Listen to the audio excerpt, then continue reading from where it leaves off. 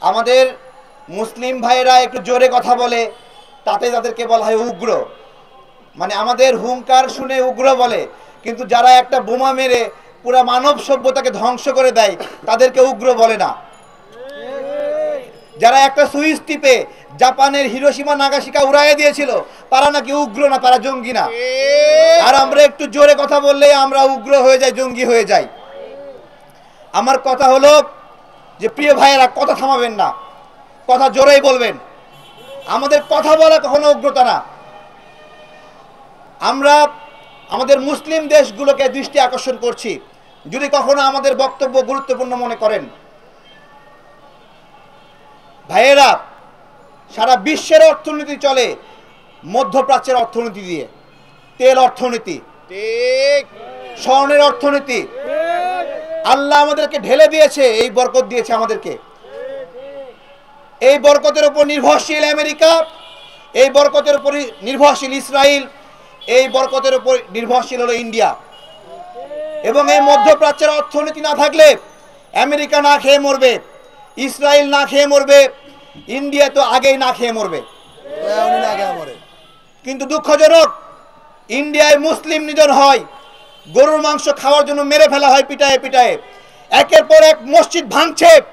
কিন্তু আমাদের মধ্যপ্রাচ্যের শক্তিশালী তেল অর্থনীতির রাজপুত্রগুলো কোনো কথা বলে না। ওইখানে আমাদের কাছে খবর আছে, তারা হোটেলগুলোতে ম্যানেজার নিয়োগ দেয় ইন্ডিয়ান, আর প্লেট ধোয়ার জন্য নিয়োগ দেয় মুসলিমদেরকে। এটা হলো মধ্যপ্রাচ্যের কথা বলছি। আপনারা কেমন মুসলিম জিজ্ঞাসা করছি। যেদিন একটা মুসলিম ভাঙছে, যেদিন একটা মসজিদ ভাঙছে, যেদিন ওই বাবরি মসজিদ ভাঙলো, সেই দিন সৌদি আরব থেকে কেন সমস্ত ইন্ডিয়ানকে বের করা হলো না? বলেন কেন দুবাই থেকে বের করা হলো না? বলেন কেন বের করা হলো না? আমরা জিজ্ঞাসা করছি এগুলো। একের পর এক মুসলিমদেরকে গরুর মাংস খাওয়ার জন্য পিটিয়ে হত্যা করছে। কেন কুয়েত, কাতার, ওমান থেকে ইন্ডিয়ানদেরকে বের করে দেওয়া হয় না? জিজ্ঞাসা করছি।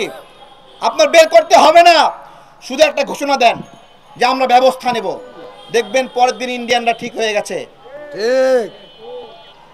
মধ্যপ্রাচ্যের যত বড় বড় ব্যবসা প্রতিষ্ঠান আছে, ইসরায়েলরা এখানে এসে ব্যবসা করে, আমেরিকারা এসে ব্যবসা করে। একদিন ঘোষণা দেন সমস্ত বিদেশি ব্যবসায়ীকে বের করে দেবো এখান থেকে, পরের দিন ফিলিস্তিনি নিপীড়ন বন্ধ হয়ে যাবে ভাইরা। কিন্তু এগুলো হয় না। কেন হয় না সেটাও আমরা জানি।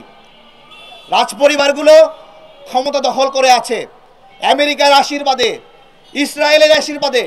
ওইখানে আমেরিকা ইসরায়েলও বলে আমাদের সুযোগ দাও, তোমরা রাজতন্ত্র করো, সমস্যা নাই, কোনো সমস্যা নাই। আজকে ওদের রাজ পরিবারের স্বার্থে মুসলিম উম্মাকে কোরবানি দিচ্ছে। তাহলে কি আমাদের বলার সময় এসেছে যে সৌদি আরবকে আমরা লিডার মানব না? দেখেন, ইরানের শিয়াদের সঙ্গে আমাদের অনেক বিরোধ, কিন্তু বাংলাদেশের অধিকাংশ মুসলিম ইরানকে ভালোবাসে। কেন ভালোবাসে? ভালোবাসতে বাধ্য হয়, তাদের ইসলামের জন্য, ডেডিকেশনের জন্য ভালোবাসতে বাধ্য হয়। শিয়াদের সঙ্গে আমাদের কোনো সম্পর্ক নাই, কিন্তু যখন দেখি ফিলিস্তিনি নাগরিককে হত্যা করার জন্য ইরান থেকে একটা মিসাইল ছোড়া হচ্ছে, তখন আমাদের আশার আলো দেখি। আমরা সৌদি আরবের চোখ দিয়ে আলো দেখি না, দেখতে পাচ্ছি না কেন? আমরা জিজ্ঞাসা করছি। আমাদের ভিতরে জ্বলে জ্বলে। পুরা মুসলিম উম্মার কেন্দ্রবিন্দু মক্কা, মদিনা। আমরা চাই সেখান থেকে আদেশ আসবে, সেখান থেকে হুকুমত আসবে, সেখান থেকে শাসন আসবে। কিন্তু সেখান থেকে হুকুম আসে না, সেখান থেকে দালালি আসে, ইসরায়েলের দালালি আসে, আমেরিকার দালালি আসে। অথচ আমরা দুর্বল নয়। আমাদের তেল, আমাদের স্বর্ণ, সবকিছু আমাদের, কিন্তু আমরা দুর্বল অবস্থানে আছি।